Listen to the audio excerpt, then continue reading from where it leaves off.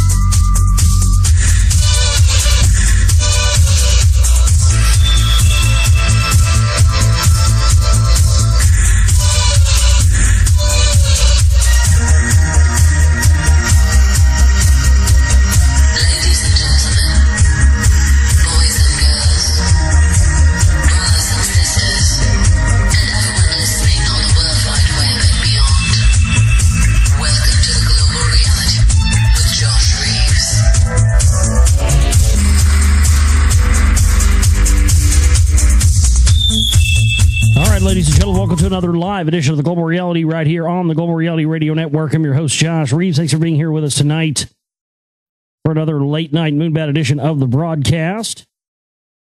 So glad you could join us. And we're broadcasting here.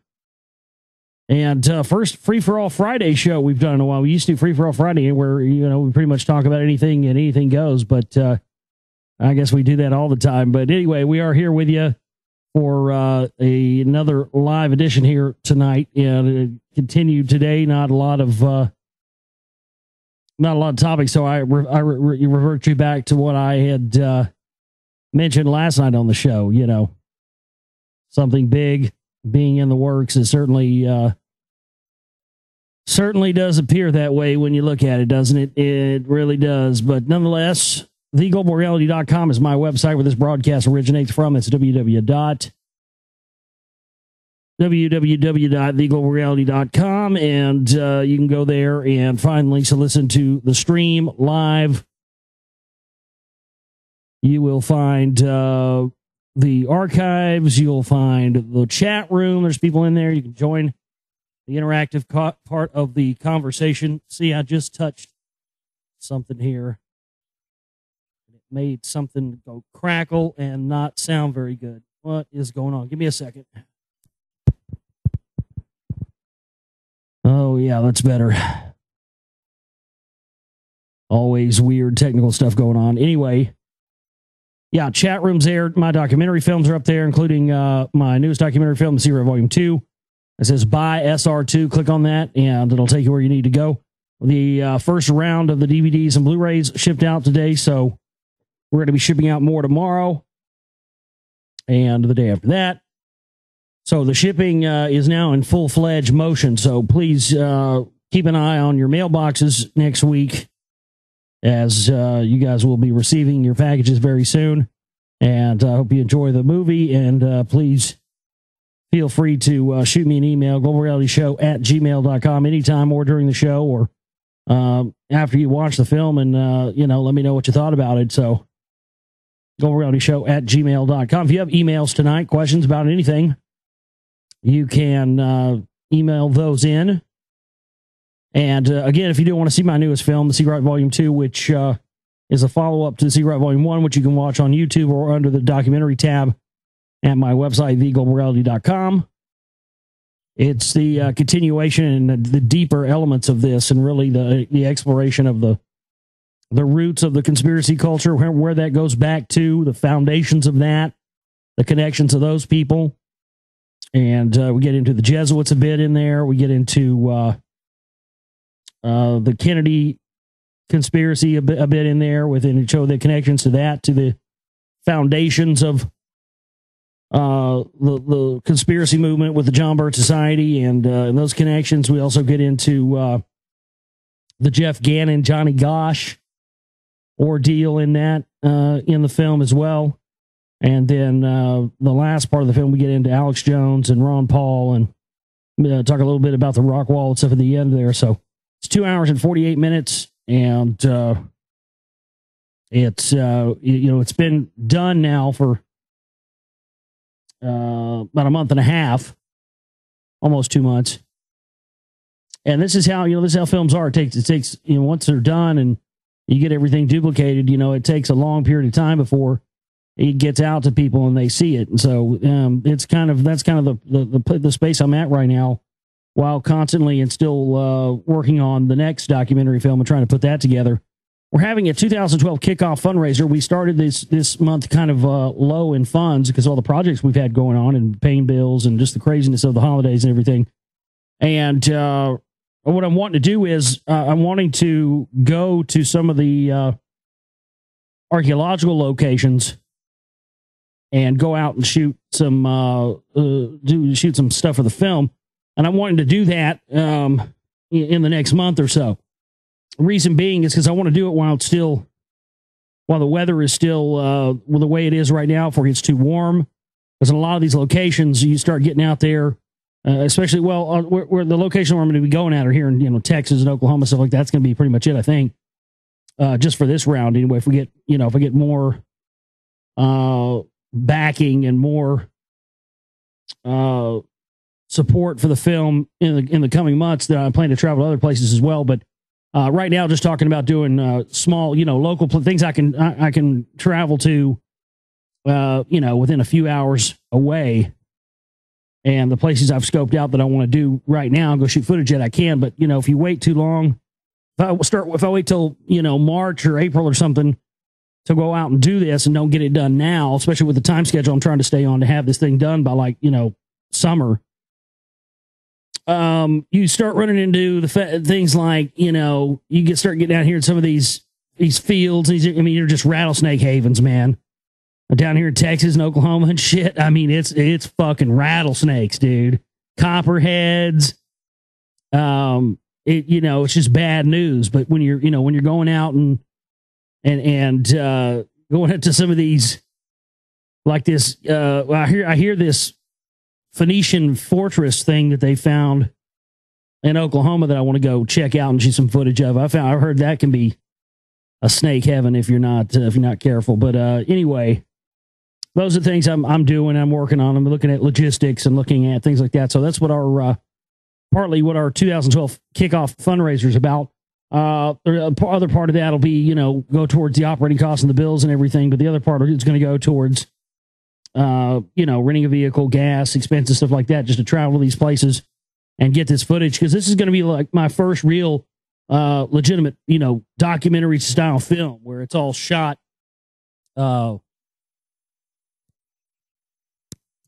It's all shot with my camera and, it's not just a bunch of clips edited together. Hold on a second.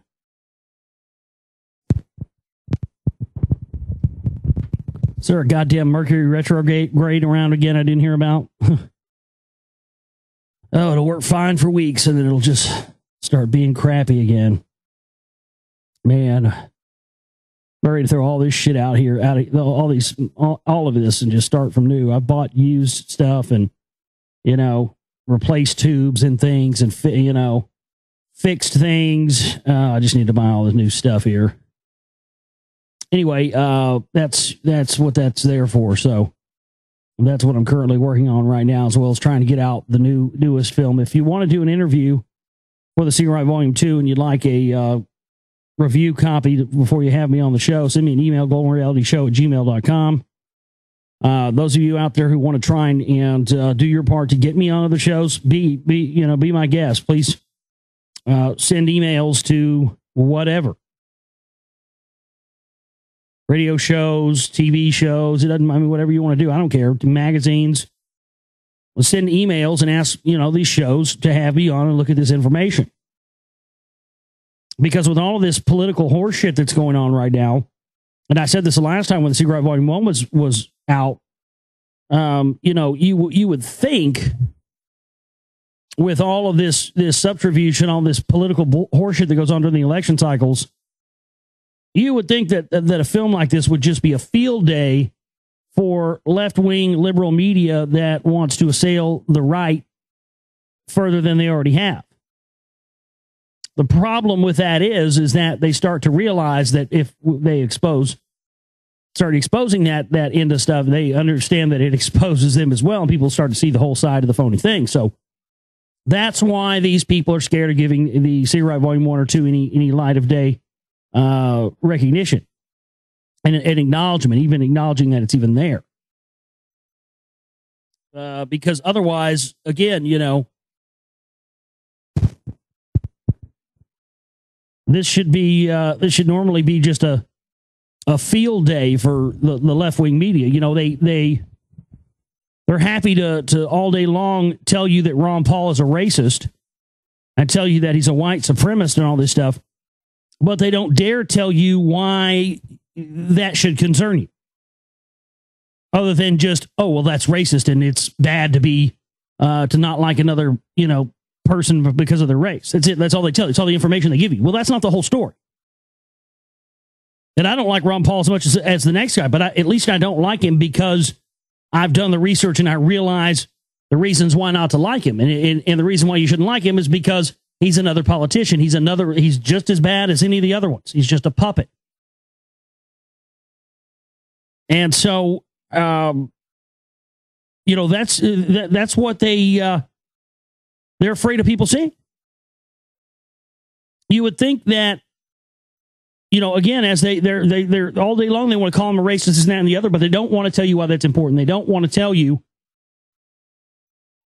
that these connections run through the heart of all these different groups and the real agendas behind it.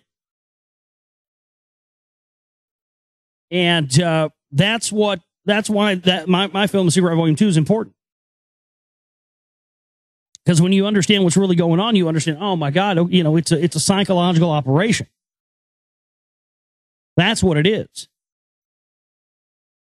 And they psychologically manipulate these controlled variables and these phony signs they create left and right and these divisions to divide and conquer us, the citizens. And they use that to keep us controlled and keep us right where they want us.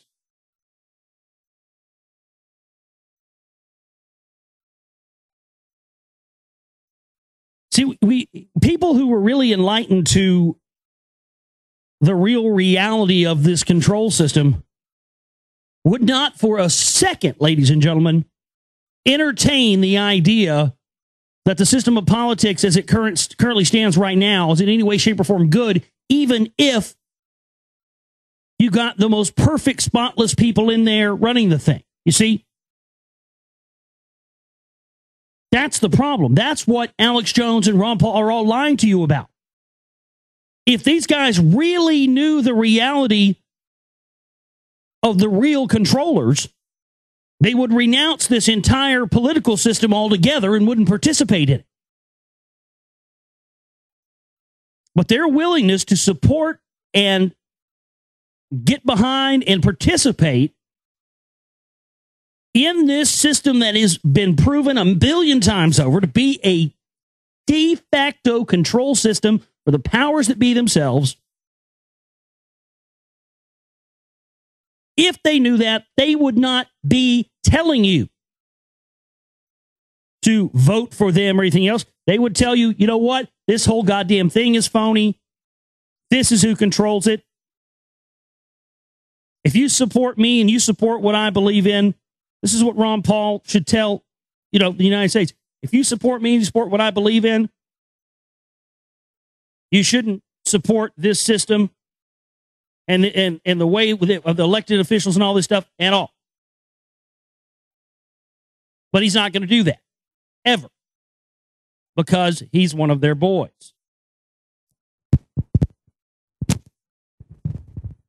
It's driving me crazy tonight. This thing will not quit being, geeky. Yeah. I don't know what the deal is. Anyway, globalrealityshow@gmail.com is my email address.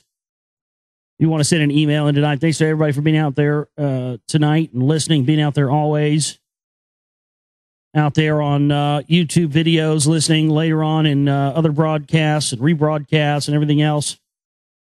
Thanks to everybody. We're going to get into some news tonight. We're also going to get into chapter 14 of the Kabbalion. Our chapter tonight is mental gender.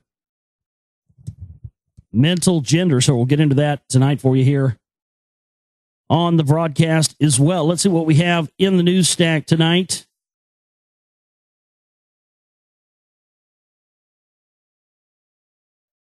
It looks like they've been running some pretty hardcore police state type drills in the United States this weekend. It's pretty interesting. They turned a Social Security benefits office where a bunch of old folks were piling into. They turned this motherfucker into a straight up checkpoint, armed military checkpoint. Man, these guys had full semi-auto machine guns, mandatory identification. They set it up like it was a fucking police state checkpoint and ran this drill. No shit. It's from the Daily Commercial. Training exercise startles locals.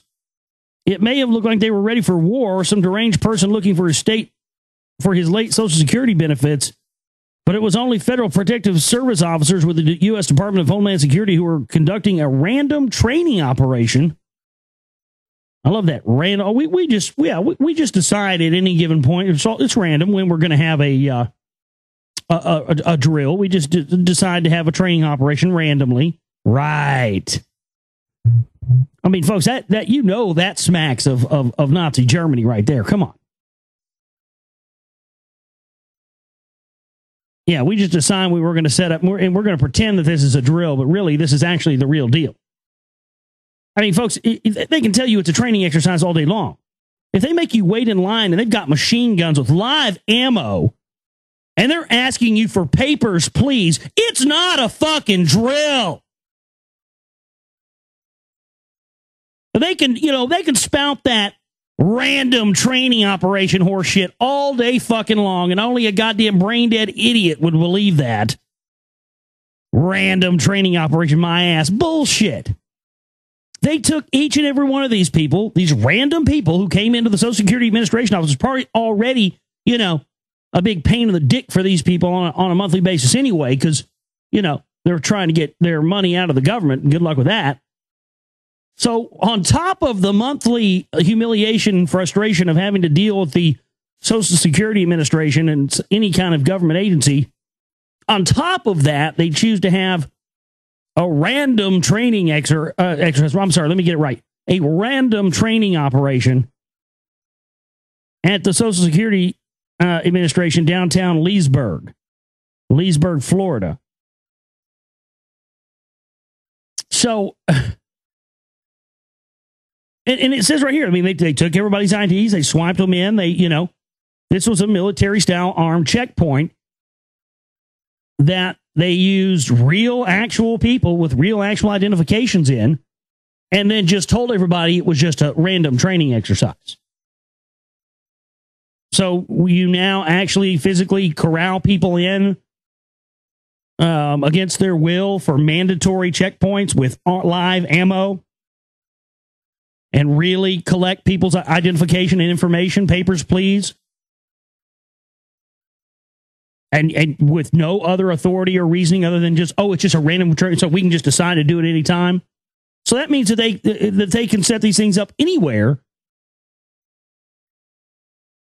And they don't really have to even, have the authority or the reason to do it, because technically on the books, it's not actually a checkpoint, because they've outlawed those in most places. Locals have gotten behind it and fought them, but so this must be, I knew they'd get around it somehow. This is how they're getting around it, isn't it? So instead of saying, okay, we're setting up checkpoints, they make that illegal, people won't get behind that. What they do is they say, okay, well, we're going to do a random training operation.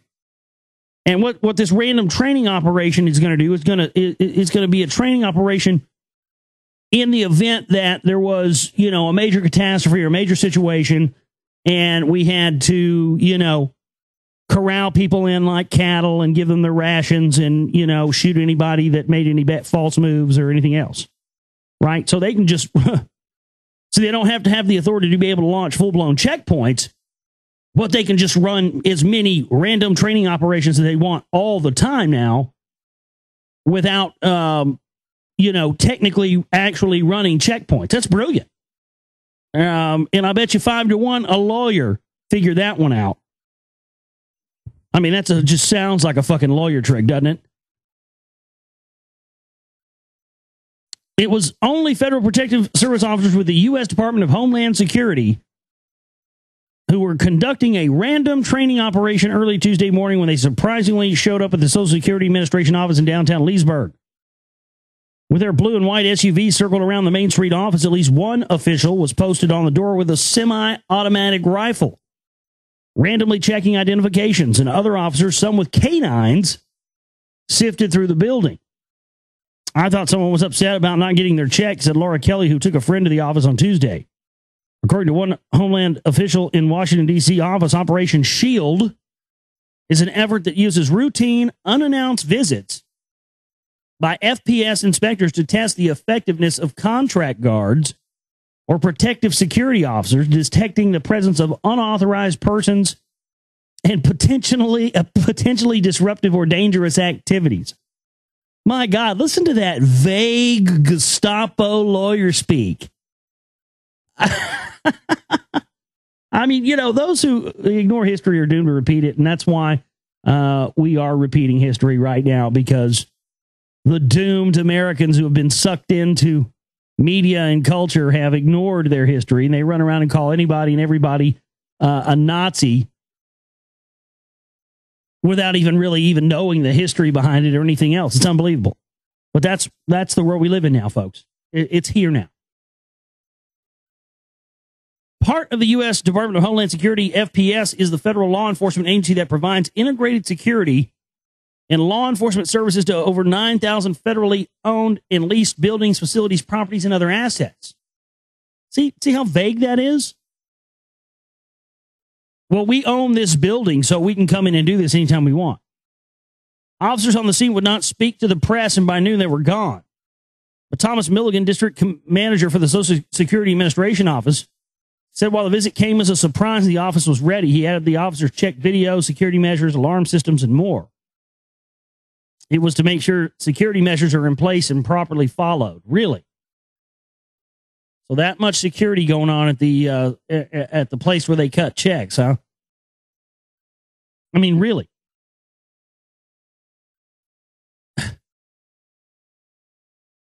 But, yeah, I mean, they're ramping this stuff up, and this is exactly what they want.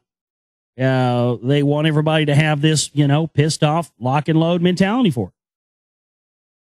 This is going to be the year, man. This is going to be the year. We could see full-blown civil war, race riots, assassinations, phony terror events, fucked up ass weather-related events, probably relating to the sun. I think we're going to see it all this year. Full color 3D. It's going to be better than a fucking Will Smith movie. I hope you're ready. I say bring it on. Fuck it. Let's do it. I'm tired of talking about it. See some action. Let's see some action, or let's shut the fuck up. How about that? I'm going to continue to fight this and continue to expose this and make films and do radio show, regardless of whether or not the fucking Mayan calendar is right or not. I don't give a fuck about all that. I don't give a damn. But my point is, instead of just telling us for years and years, oh, the shit's coming, let's see some shit, motherfuckers. What do you got, you pussies? Pull the trigger. You don't have shit. Because you pussies in the New World Order are just as fucking scared as anybody else is. People act like we're supposed to be scared of these guys. These little fags like David Rockefeller. I was at the Pratt House on Friday. Jesus. That's who we're supposed to be afraid of? These little panty ways who fucking Mr. Burns and his liver spots. That's really what we're supposed to be afraid of? You guys want to do something, pull the fucking trigger. I'm sick of this, wars and rumors of wars and horse shit. No, this is coming and that's coming. Either do something or shut the fuck up. How about that? This is an open call and an open request to the New World Order, the elite, the Illuminati, the Jesuits, the Jews, the Vatican, the CFR, the CMP, the Freemasons, the fucking PTA, any of these groups. I don't give a fuck who they are. You're a part of this. This is an open call to you. You ready for this? Shit or get off the fucking pot. Yeah, you back there in the cheap seats. Let me turn it up for you here. Shit or get off the fucking pot.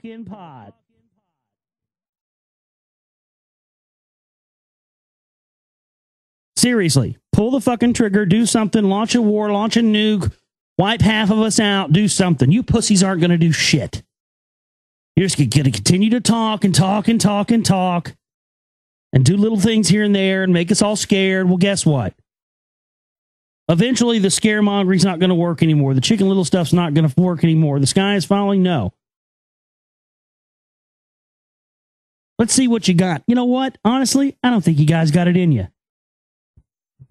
I think you're just going to continue to put out your little disinfo ops with Jonesy and who are the rest of these control clowns. Keep everybody in a fucking constant state of fear. Continue to degrade the economy. Continue to degrade the environment. And just continue to push forward in your supremacy and your want to merge with technology and machines and your want to become gods.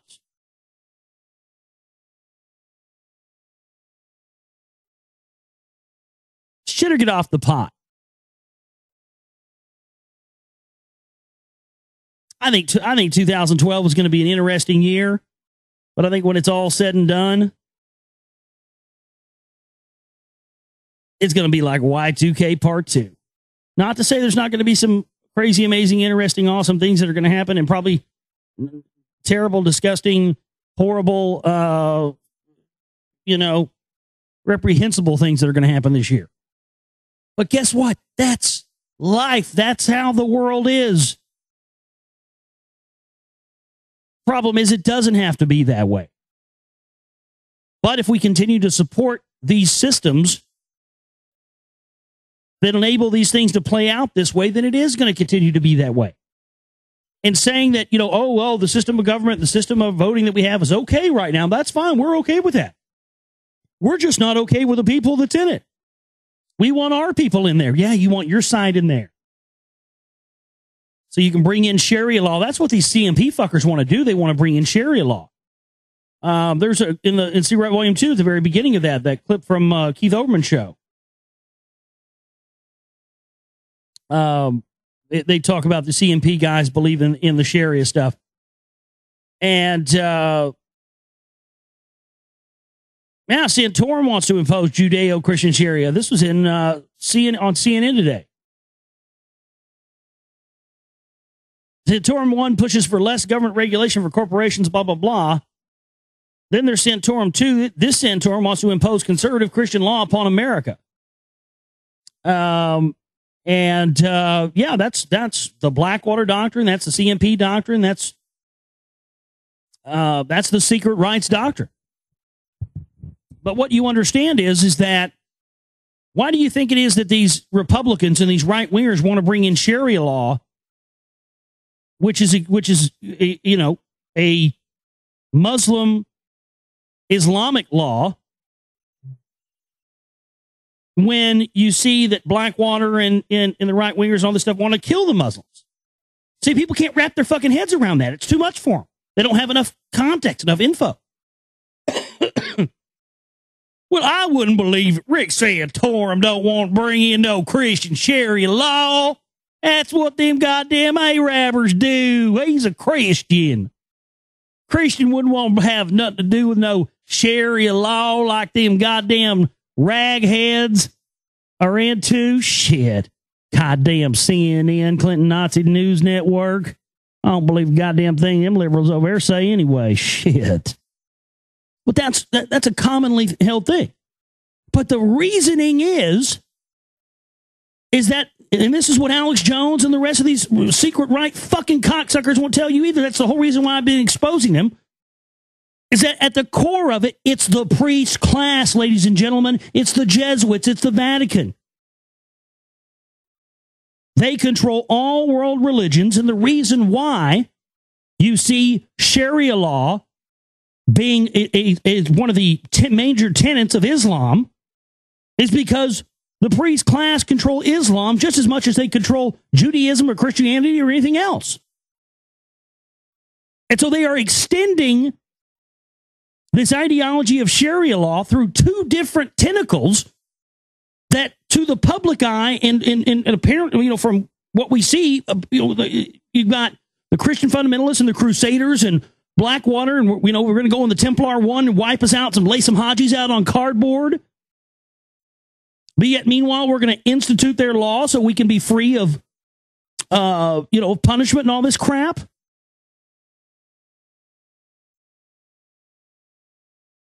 That's because the all extremism is a result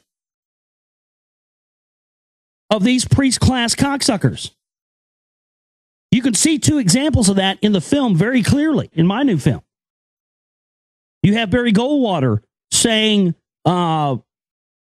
extremism in defense of liberty is no vice.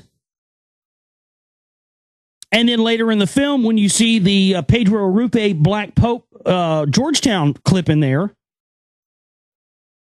or it may have been that clip. Actually, not that clip. It was a clip right around that same time, but it was a news clip we had about Pedro Arrupe in the film as well. And they say in this ABC News clip that Pedro Arrupe was quoted as saying something like, violent extremism in the face of tyranny is acceptable, or something of that nature. And you see this quite a bit. If you go and research, you'll find many examples of this, where you have right-wing, far extreme right-wing pundits like Barry Goldwater, who's still held up by Christian conservatives and right-wingers and truth movement people and patriot movement people. I've heard modern-day patriot people that I used to do radio shows with praise Barry Goldwater and call themselves modern-day Goldwater conservatives. Several radio hosts I used to be on radio networks with did that, ladies and gentlemen. So you see, this has been why they haven't wanted you to know about the CMP. This is why they haven't wanted you to know about the secret right. This is why they've been getting scared, because if you figure this out, you're going to figure out the whole goddamn thing. I mean, this should be blowing people's minds. Santorum wants to impose Judeo-Christian Sharia. Yeah. Why is it the Islamic fundamentalists follow Sharia and the crazy right-wing nutters want to do it too? Because it's coming from the same source that controls both Islam and Judaism, Christianity, and all of it. The priest class themselves, folks.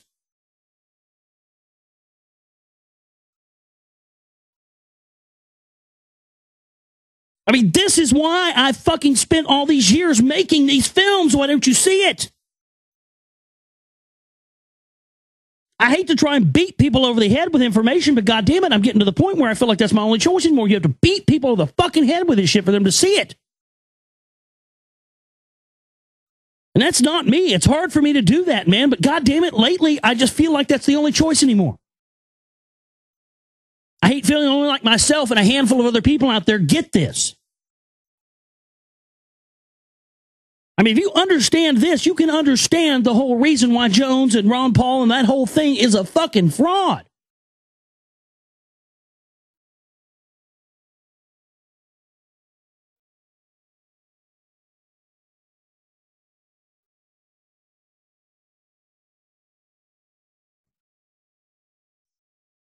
Oh, man, let me move on to some other stuff. I'm just getting too worked up.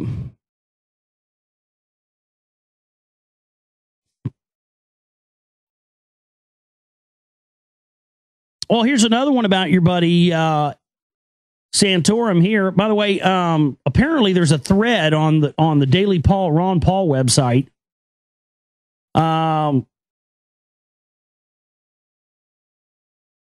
Rick Santorum's a part of a secretive right-wing group. Ooh, the CMP, and these idiots on here. I have no idea. I mean, they're posting this as if this is ammo, for Ron Paul against Rick Santorum. You do understand that Ron Paul has connections 18 ways to Sunday to the CMP as well, right? Grover Norquist, one of his buddies, who's one of the biggest fucking, oh my God, Grover Norquist, give me a fucking break, dude. That guy's one of the most high-level operatives there is in this whole thing, and he's a puff to boot. Yeah, they're all puffs. But anyway, these people won't even point out or look at the fact that It's very, very possible Ron Paul's a member of this group. I'd be undoubtedly surprised if Ron Paul wasn't a member of the CMP, but we can't get any current membership lists. But all of his buddies always have been. And, Lou Lehrman is a big buddy of Ron Paul. This guy, co-founder of the Heritage Foundation, for God's sakes. They wrote a gold book together, the Case for Gold. Lou Lehrman's a Knight of Malta. I mean, these guys are all connected 8 ways to Sunday, man. But people are now, but people have gone on that Daily Paul article and posted some stuff about the secret right. So thanks to those people who've done that. Please continue to do that. But here's another connection. Former Abramoff-linked lobbyist helped Santorum in South Carolina. So yet another CMP connection there. Abramoff was a Council for National Policy member before he went up the river for his stuff, but he's back in business. He's rolling the game. That shit was all for show anyway. They had to burn him and expose that shit to the public, so the public would think that it's over and it doesn't go on anymore because they had a big scandal and Tom DeLay lost his job and all this stuff and went to prison and so that was the end of law. They made the movie, Casino Jack, and they that to the public now. That was a slick PR campaign, I thought, last year. Or the year before, whenever that was, putting out the Casino Jack and the documentary and the Kevin Spacey movie back to back, right as Abramoff was getting out of jail. That was a slick PR campaign. Don't think for a second it wasn't. Because they want you to believe, they want the public to believe that lobbying and all this stuff died when Abramoff and DeLay went to jail. And it absolutely did not. And in fact, I think Abramoff himself has gone on the record and said it's even fucking worse than it was before he went upriver. But see, to the public eye, that's what they do. That's why they allow some of these things to blow up sometimes. That's why they have cases where, they'll have one case of something in the media, and then once it happens, people think that it just doesn't happen anymore, and that's just not the truth. Let's see what else we have here on the news bag tonight.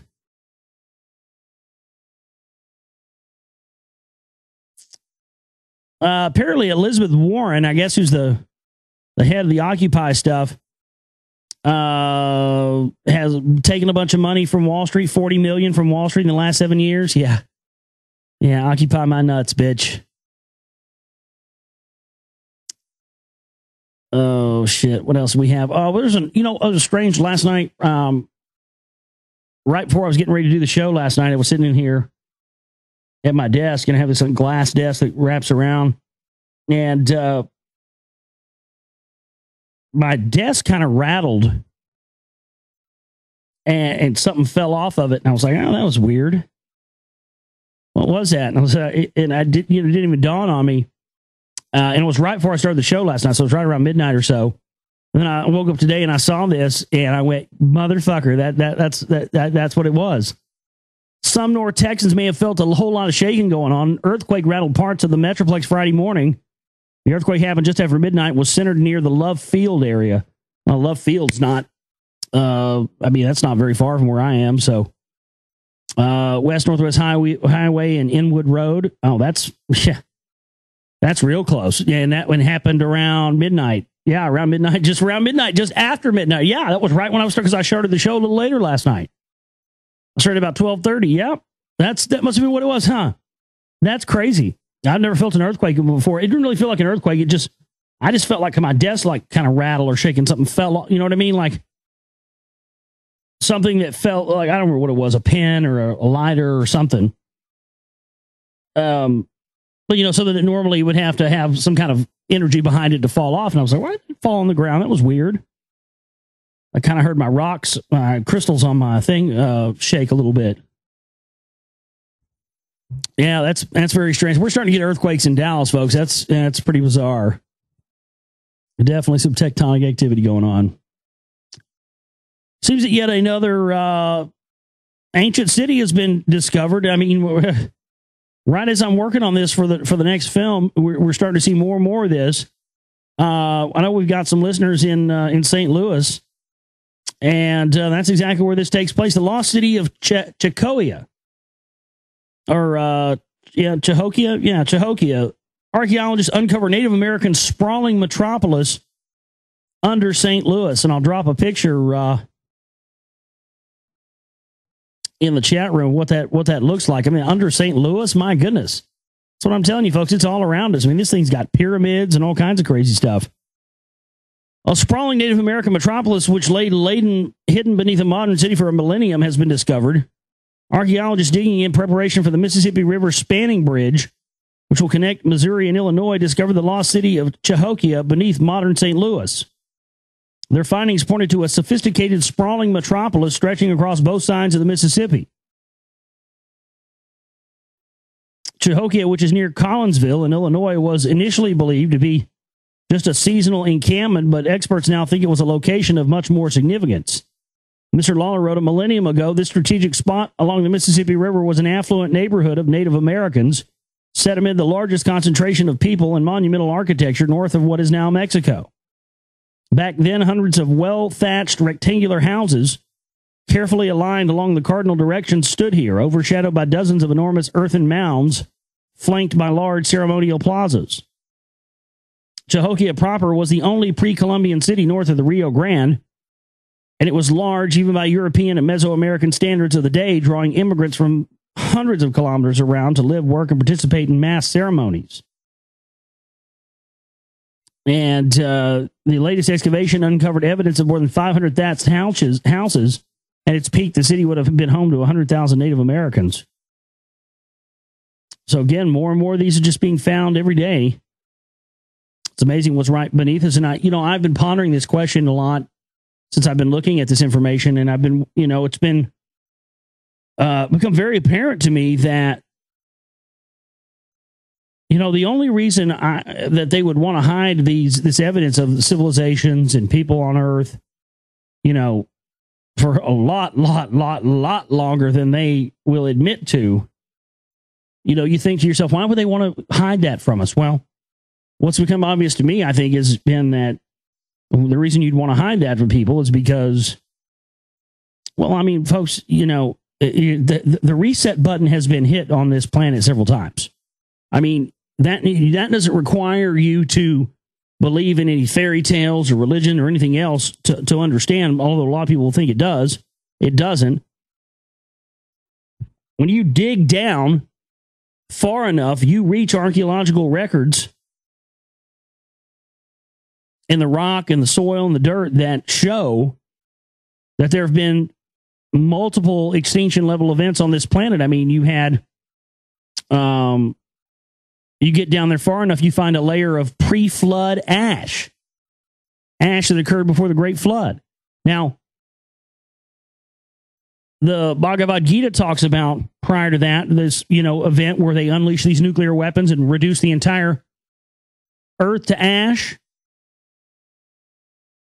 And it seems that the elite are aware of cycles and are aware that there are fixed time scales in which humans exist on this planet for a period of time and then are wiped out and then are either replaced with something else, or what few is left starts over and builds on top of the old.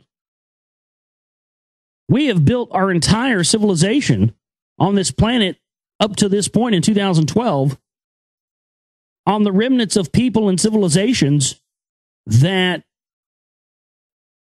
existed long before us that we're being told never existed or not being told the existence of. Why? Is it because they want to do that? They're planning on doing that to us as well? Is there going to be an extinction level event, and one day are there going to be civilizations built on what we now call our world?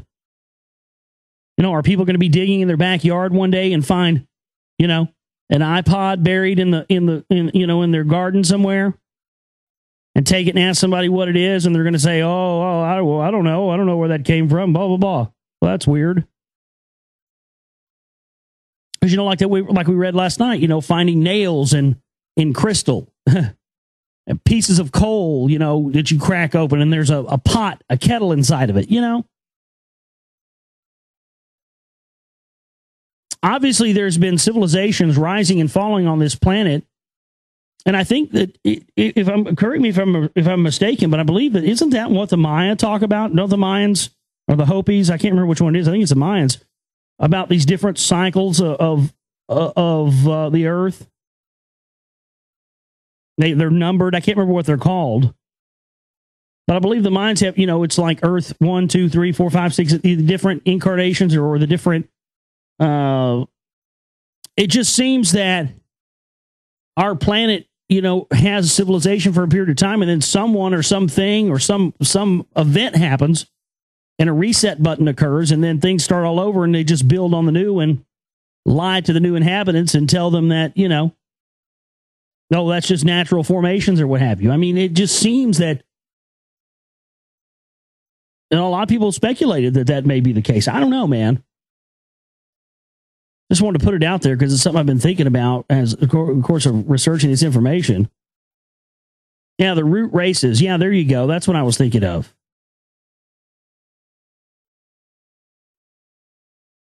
Got a couple of emails here. It says, I've been seeing your news articles about ancient ruins in the U.S. Knowing what we know about discoveries of antiquities preceding trouble, it seems to me that all these discoveries are opening up the way and signaling for a military conflict right here in the U.S. Houses will need to be cleared or destroyed in order for the modern-day Templar Special Forces to get these ancient ruins and loot them. Yeah. Well, it's very true. But as it stands now, I think that, a lot of the stuff they've been able to, it just depends on what else they find, what else they locate. I don't think it's a coincidence that L3, one of the biggest military contractors, a division of British Aerospace, one of the biggest contractors of the CIA and the Pentagon, happened to build one of their complexes in Rockwall right on top of one of the rock rooms, And I immediately, when I found that out, I was like, well, it very well could be that they built these structures on top of these buildings. If nobody knows what's in these offices, you could have a dig. You could be digging inside of an enclosed building. You understand what I mean? You go in and just dig through the floor. So people see this office and they think this is just an office building or whatever, and they don't know there's a big, massive underground drilling operation going on in there. It's fascinating stuff.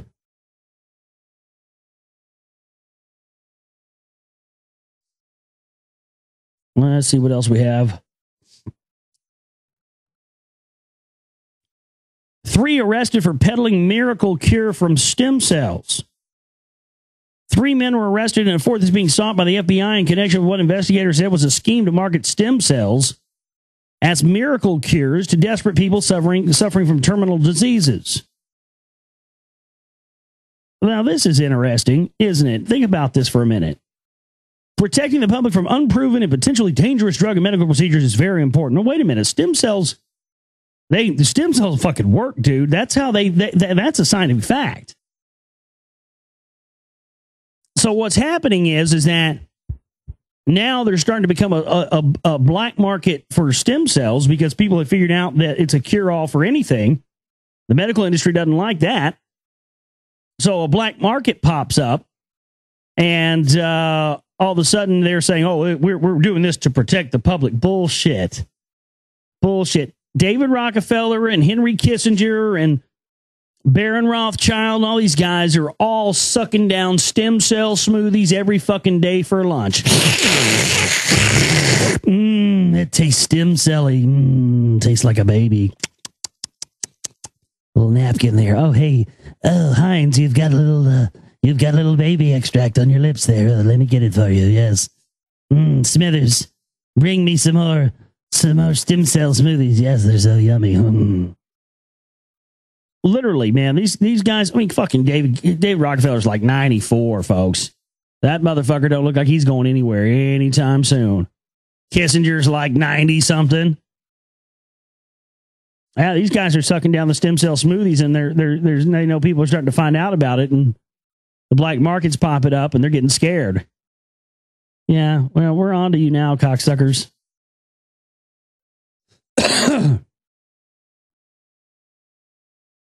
Mystery of disappearing 3.5-ton underwater statue off the Italian coast. Italian police are trying to solve the mysterious disappearance of a 3.5-ton statue of a saint, which has stood on the seabed of the coast of Calabria since 2007. The statue was securely embedded in concrete, 95 feet beneath the surface of the sea.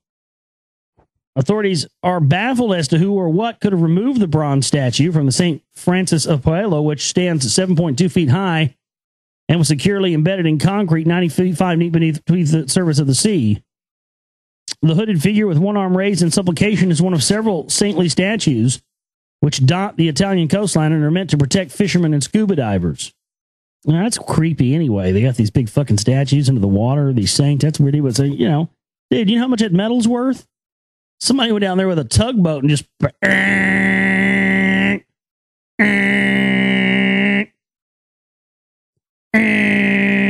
that motherfucker out of there, drug it off and melted it down and got some crash. Oh my God, some mystery where it went.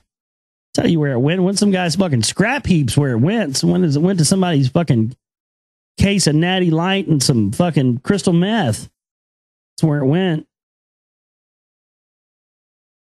Out of fucking control. Not a lot of material tonight, guys. Not a lot of stuff. We're going to get into the Kabbalion tonight. But if you got emails, love to have them. globalrealityshow@gmail.com. That's globalrealityshow@gmail.com. Again, please support our work, folks. We've had it's been pretty slow for donations the past couple of weeks. We really need some support right now. We've got a fundraiser going on for this month. To get into the next film, you can also get copies of the new film up there. Those are the sales of those have been pretty bad too. It's like they tapered off. We have like the hardcore listeners bought some, and once those people bought them, that's been pretty much it. So please support. All right, back here with you on the Global Reality, right here on the Global Reality Radio Network. I'm your host, Josh Reeves. Thanks for being with us here tonight for another late night Moonbat edition of the broadcast. And Friday night, yeah, hope you guys are doing well out there. And I hope you're ready for more of the Kabbalion tonight. Chapter 14, Mental Gender. So we're going to be getting into here. My website, theglobalreality.com. Theglobalreality.com. Love to see you in the chat room as well. Interactive part of the discussion.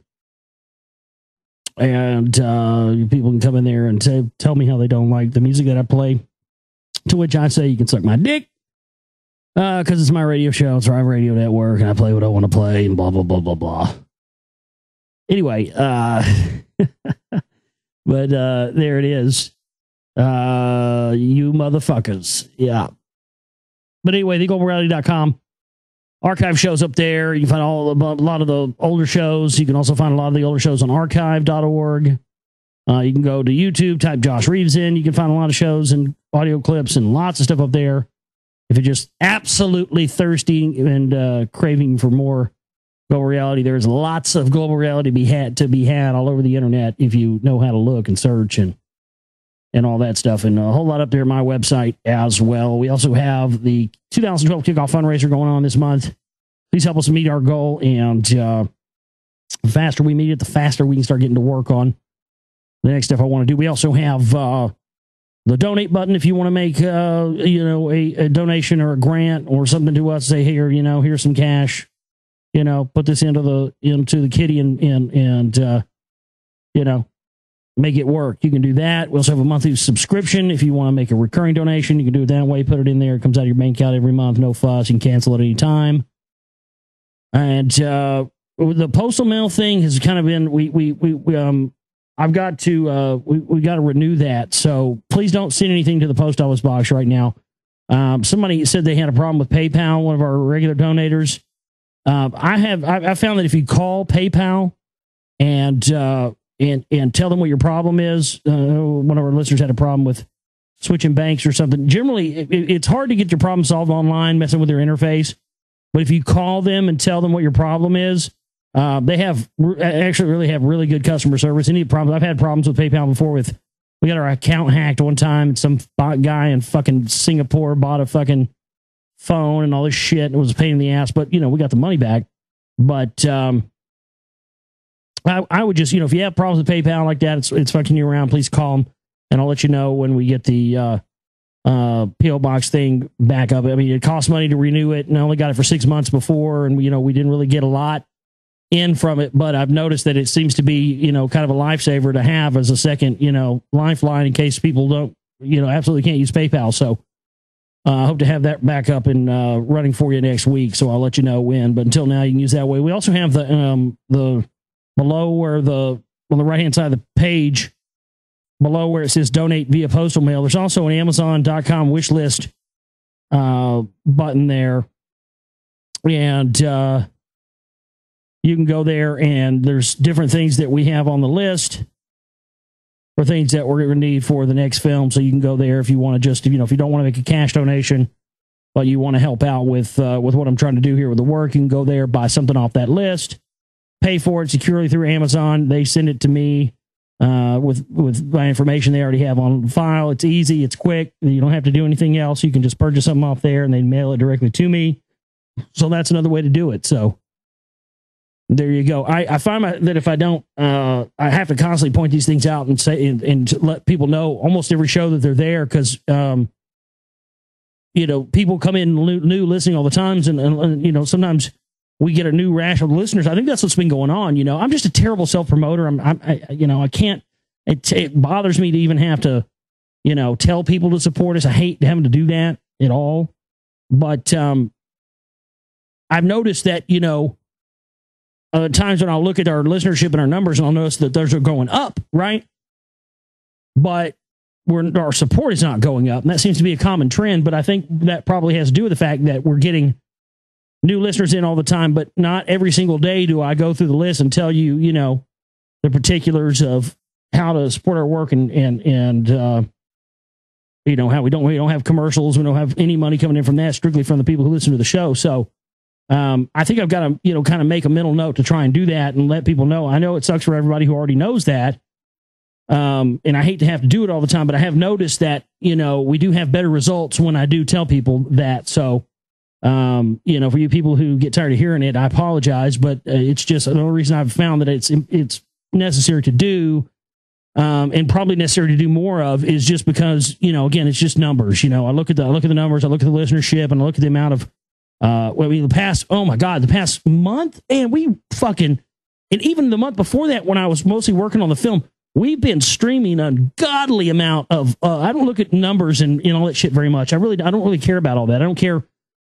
On other networks I was on, it was like a game for these guys, all the hosts, it would be like, pissing contests, whose dick's bigger, and, I wouldn't care. And I'd always get, big numbers, but I wouldn't care. And then people who would care would try to start shit with you, that kind of thing. But I was just looking at the numbers recently on what we streamed the past few months. It's been insane. And that's, again, that's a further why I've continued to, iterate to people how you support our work and stuff, just because with the amount of listenership that we've had over the past 6 months, and what an increase that was from the 6 months beforehand. If every single one of let's just say this, if every single person that listened to my show a month donated $1, I could fund my next film very easily. So that's pretty sad, isn't it? We got like maybe 1% of the listening audience that supports our work. But obviously, if there's that many people listening, obviously it's worth something to you, right? It's at least worth you listening to me get up here and make an ass of myself every night. That's worth something. Even if you don't like me or like my information, you just think I'm an ass clown, so you listen for that reason. Well, hey, at least you're getting something out of it. I'm giving you my ass clowniness for your entertainment. There you go. That's, drop a little something in the chipping banner for us. Thank you very much. All right, let's get into chapter 1449 from the Kabbalion, Mental Gender. Students of psychology who have followed the modern trend of thought along the lines of mental phenomenon are struck by the persistence of the dual mind idea, which has manifested itself so strongly during the past 10 or 15 years, and which has given rise to a number of plausible theories regarding the nature and constitution of these two minds. The late Thomas J. Hudson attained great popularity in 1893 by advancing his well-known theory of the objective and subjective minds, which he held existed in every individual. Other writers have attracted almost equal attention by the theories regarding the conscious and subconscious minds, the voluntary and involuntary minds, the active and passive minds, etc., etc. The theories of the various writers differ from each other, but there remains the underlying principle of the duality of mind. The student of the Hermetic philosophy is tempted to smile when he reads and hears of these many new theories regarding the duality of mind, each school adhering tenaciously to its own pet theories and each claiming to have discovered the truth. The student turns back the pages of occult history, and away back in the dim beginnings of occult teachings, he finds references to the ancient Hermetic doctrine of the principle of gender. On the mental plane, the manifestation of mental gender, and examining further, he finds that the ancient philosophy took cognizance of the phenomenon of the dual mind and accounted for it by the theory of mental gender. This idea of mental gender can be explained in a few words to students who are familiar with the modern theories just alluded to. The masculine principle of mind corresponds to the so-called objective mind, conscious mind, voluntary mind, active mind, etc. And the feminine principle of mind corresponds to the so-called subjective mind, subconscious mind, involuntary mind, passive mind, etc. Of course, the Hermetic teachings do not agree with the many modern theories regarding the nature of the two phases of mind, nor does it admit many of the facts claimed for the two respective aspects. Some have said of the theories and claims being very far-fetched and incapable of standing the test of experiment and demonstration. We point to the phases of agreement merely for the purpose of helping the student to assimilate his previously acquired knowledge with the teachings of the Hermetic philosophy. Students of Hudson will notice that the statement at the beginning of the second chapter of The Law of Psychic Phenomenon, the mystic jargon of the Hermetic philosophers, discloses the same general idea, i.e., the duality of mind. If Dr. Hudson had taken the time and trouble to decipher a little of the mystic jargon of the Hermetic philosophy, he might have received much light upon the subject of the dual mind, but then perhaps his most interesting work might not have been written. Let us now consider the Hermetic teachings regarding mental gender. The Hermetic teachers impart their instruction regarding this subject by bidding their students examine the report of their consciousness regarding their self. The students are bidden to turn their attention inward upon the self-dwelling within each. Each student is led to see that his consciousness gives him first a report of the existence of his self. The report is, I am. This at first seems to be the final words from the consciousness, but a little further examination discloses the fact that this I am may be separated or split into two distinct parts or aspects, which while working in unison and in conjunction, yet nevertheless may be separated in consciousness. While at first there seems to be only an I existing, a more careful and closer examination reveals the fact that there exists an I and a me. These mental twins differ in their characteristics and nature, and an examination of their nature and the phenomena arising from the same will throw much light upon many of the problems of mental influence. Let us begin with a consideration of the me, which is usually mistaken for the I by the student until he presses the inquiry a little further back into the recesses of consciousness. A man thinks of himself in its aspect of me as being composed of certain feelings, tastes, likes, dislikes, habits, peculiar ties, characteristics, etc., all of which go to make up his personality or the self known to himself and others. He knows that these emotions and feelings change, are born and die away, are subject to the principle of rhythm and the principle of polarity, which take him from one extreme of feeling to another. He also thinks of the me as being certain knowledge gathered together in his mind and thus forming a part of himself. This is the me of man. But we have proceeded too hastily. The me of many men may be said to consist largely of their consciousness, of the body and their physical appetites, etc., their consciousness being largely bound up with their bodily nature. They practically live there. Some men even go so far as to regard their personal apparel as a part of their me, and actually seem to consider it a part of themselves. A writer has humorously said that men consist of 3 parts soul, body, and clothes. These clothes-conscious people would lose their personality if divested of their clothing by savages upon the occasion of a shipwreck. That's funny. But even many who are not so closely bound up with the idea of personal raiment stick closely to the consciousness of their bodies being their me. They cannot conceive of a self independent of the body. Their mind seems to them to be practically a something belonging to their body, which in many cases indeed it is. Well, you know what, I think of that in terms of myself. I'm not tatted up by any means, but I have 4 tattoos. They're pretty small, but I have 4 tattoos on my body. And I remember I heard somebody say one time that a tattoo is the way that the soul leaves its mark upon the body. And I thought that was an amazing way of putting it. You know, it's like we're born into these bodies and we're born with what we get, whether we like it or not. And we're forced to deal with it, and that's it. And, now they're coming up with new ways to augment that. But, that's why people get tattoos, and they have their hair a certain way or a certain color, and will dress a certain way or in a certain style, and things of that nature, because it's a way that sort of who they're, as what they're calling here is the I. And I would say that the I is the soul, and the me is, the personality of the meat suit that the I is existing in.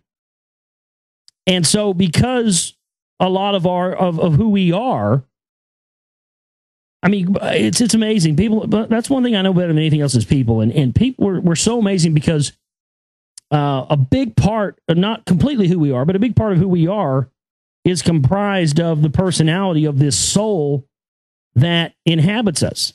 And, the outward, I'll be honest with you. That's how, I look at the mirror and I look at myself and I'm like, really? That's me? My outward appearance to me doesn't seem what it's inside my head. You know what I mean? It's just strange. Like, really, that's what I look like? Okay. And so I think that's why we do these things. That's why we get tattoos and piercings, and we have our hair a certain way or anything else, because it's kind of a way that we augment this flesh suit that our soul is inhabiting, and for whatever reason, our souls don't feel that the current stock operating system properly reflects who they really are. And so, that's what we do in response to that. Because there's just no question, folks, we are spirits in the material world. We are energy trapped, it's soul enslavement, spiritual bondage. We're trapped here in these bodies for a period of time. And death is not the end. Death is not the last thing. It's that the lights just don't go out and that's it. But why? Well, think about it. Energy can neither be created nor destroyed. Right? That's a fact. Think about that. We're all energy. Every living thing has energy. It has a light in it. There's the transhumanists, these guys have driven themselves crazy because they can reproduce every element of a human, recreate a human, but they can't animate it. They can't get that spark, the soul, the life force to inhabit that body they've created. And energy can neither be created or destroyed. It just changes forms. And these understanding of these other forms is in understanding how those realms operate and work, and being able to have a clear mental understanding of their functioning while in this dimension is another one of the big teachings and the big secrets of the mystery religions and the secret societies, etc. But as man rises in the scale of consciousness, he is able to disentangle his me from his idea of body. and is able to think of his body as belonging to the mental part of him. But even then, he is very apt to identify the me entirely with the mental states, feelings, etc., which he feels to exist within him. He is very apt to consider these internal states as identical with himself, instead of there being simply things produced by some part of his mentality and existing within him, of him, and in him, but still not himself. He sees that he may change these internal states of feelings by all effort of will, and that he may produce a feeling or a state of an exactly opposite nature. In the same way, and yet the same me exists. And so after a while, he's able to set aside these various mental states, emotions, feelings, habits, qualities, characteristics, etc., and other personal mental belongings, and he is able to set them aside in the not me collection of curiosities and encumbrances, as well as valuable possessions. This requires much mental concentration and power of mental analysis on the part of the student. But still, the task is possible for the advanced student, and even those not so far advanced are able to see in the imagination how the process may be performed. After this laying aside process has been performed, the student will find himself in conscious possession of a self which may be considered in its I and me dual aspects. The me will be felt to be a something mental in which thoughts, ideas, emotions, feelings, and other mental states may be produced. It may be considered as the mental womb, as the ancients styled it, capable of generating mental offspring. It reports to the consciousness as a me with latent powers of creation and generation of mental progeny of all sorts and kinds. Its powers of creative energy are felt to be enormous, but still, it seems to be conscious that it must receive some form of energy from either its I companion or else from some other I where it is able to bring into its mental creations. This consciousness brings with it a realization of an enormous capacity for mental work and creative ability. But the student soon finds that this is not all that which he finds within his inner consciousness. He finds that there exists a mental something which is able to will that the me act along certain creative lines, and which is also able to stand aside and witness the mental creation. This part of himself he is taught to call his I. He is able to rest in its consciousness at will. He finds there not a consciousness of an ability to generate and actively create in the sense of the gradual process attendant upon mental operations, but rather a sense and consciousness of an ability to project in energy from I to the me, a process of willing that the mental creation begin and proceed. He also finds that the I is able to stand aside and witness the operations of the me's mental creation and generation. There is this dual aspect in the mind of every person. The I represents the masculine principle of mental gender.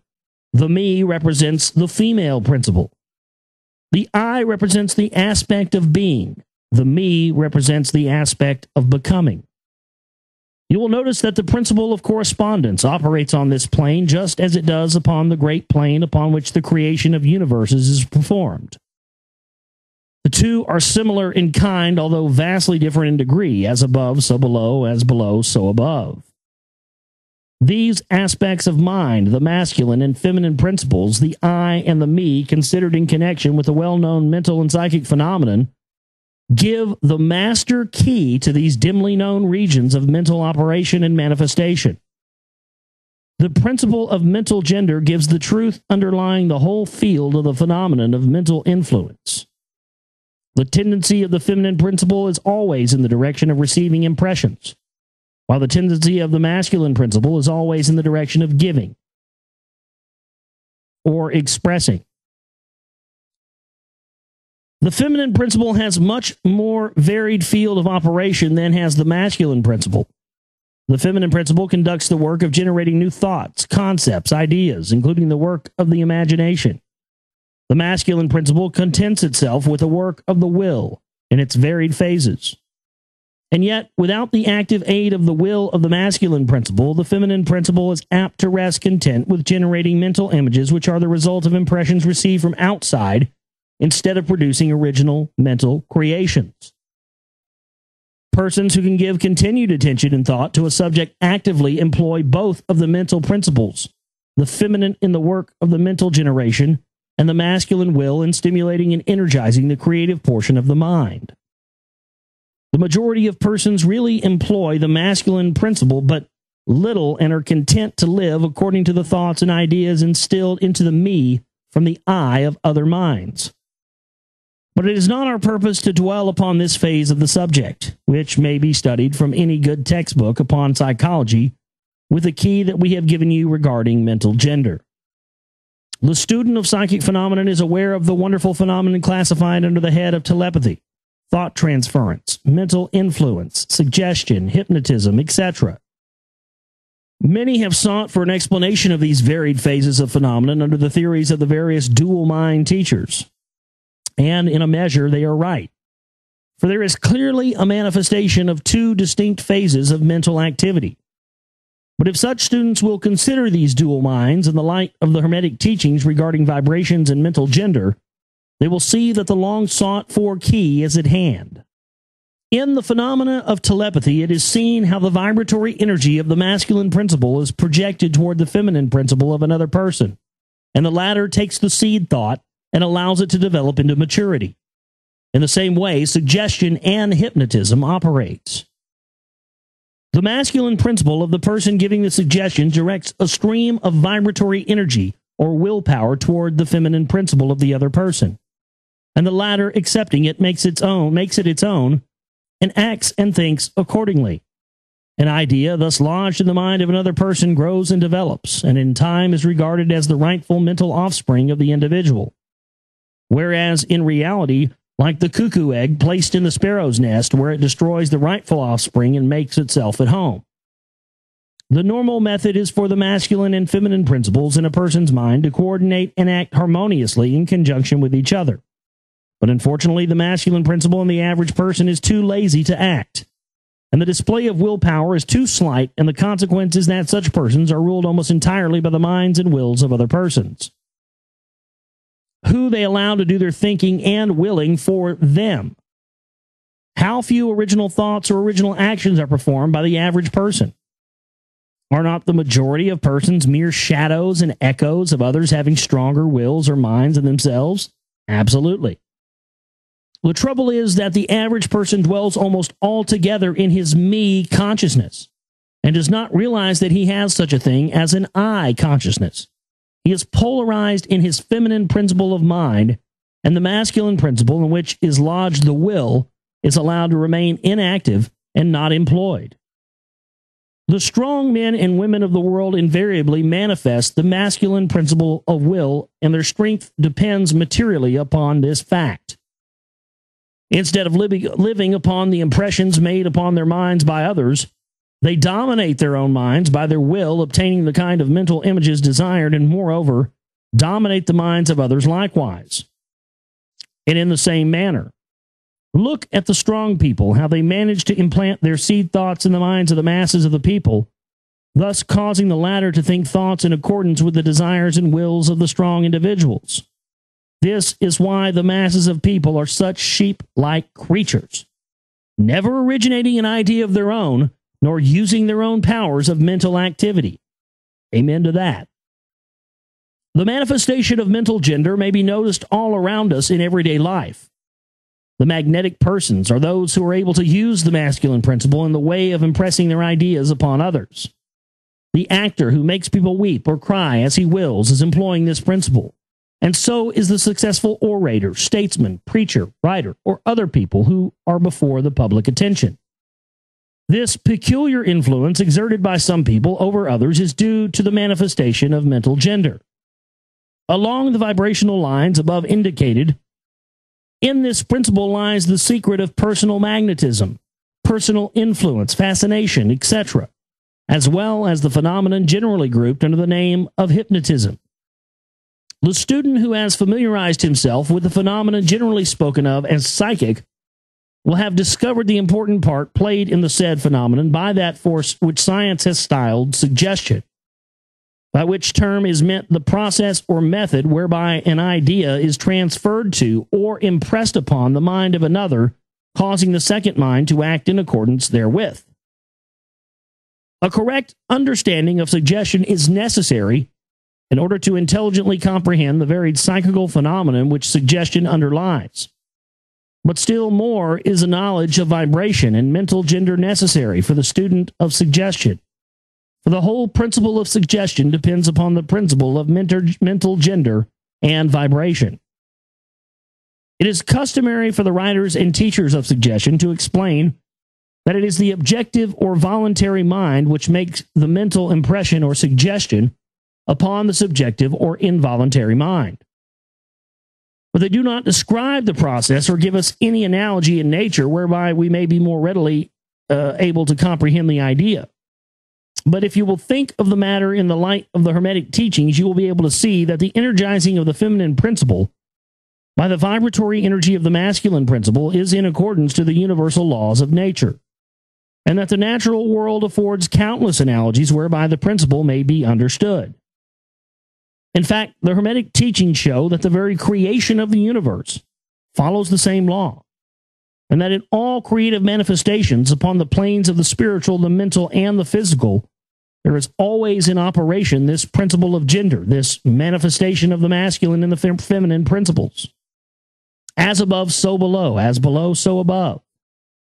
And more than this, when the principle of mental gender is once grasped and understood, the varied phenomenon of psychology at once becomes capable of intelligent classification and study, instead of being very much in the dark. The principle works out in practice because it is based upon the immutable universal laws of life. We shall not enter into an extended discussion of or description of the varied phenomenon of mental influence or psychic activity. There are many books, many of them quite good, which have been written and published on this subject of late years. The main facts stated in these various books are correct, although the several writers have attempted to explain the phenomenon by various pet theories of their own. The student may acquaint himself with these matters, and by using the theory of mental gender, he will be able to bring order out of chaos of conflicting theory and teachings, and may, moreover, readily make himself a master of the subject if he so be inclined. The purpose of this work is not to give an extended account of psychic phenomenon, but rather to give the student a master key whereby he may unlock the many doors leading into the parts of the temple of knowledge which he may wish to explore. We feel that in this consideration of the teachings of the Kybalion, one may find an explanation which will serve to clear away many perplexing difficulties, a key that will unlock many doors. What is the use of going into detail regarding all of the many features of the psychic phenomenon and mental science, provided we place in the hands of the student the means whereby he may acquaint himself fully regarding any phase of the subject which may interest him? With the aid of the Kybalion, one may go through any occult library anew, the old light from Egypt illuminating many dark pages and obscure subjects. That is the purpose of this book. We do not come expounding a new philosophy, but rather furnishing the outlines of a great world-old teaching, which will make clear the teachings of others, which will serve as a great reconciler of differing theories and opposing doctrines.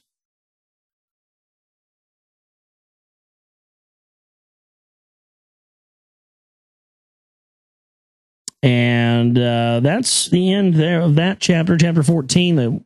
Chapter 15 is our next one. We're getting to the end of the book. Hermetic axioms. Hermetic axioms. Chapter 15. We'll get into that next time on the show. Wow. Whew, powerful stuff there. And that was a long chapter, but a lot of good info there. And definitely that's one you're going to want to go back and listen to and kind of absorb, because out of all the chapters that we've read of this book so far, that's the one that I can just 100% fully,